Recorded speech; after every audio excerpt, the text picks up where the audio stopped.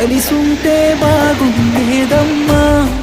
నువ్వు నేను విడిపోతామనుకోలేదమ్మా.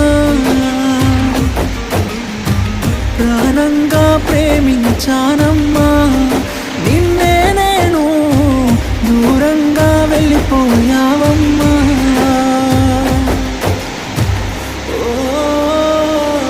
తోయేస్తాందా తోదేస్తాందా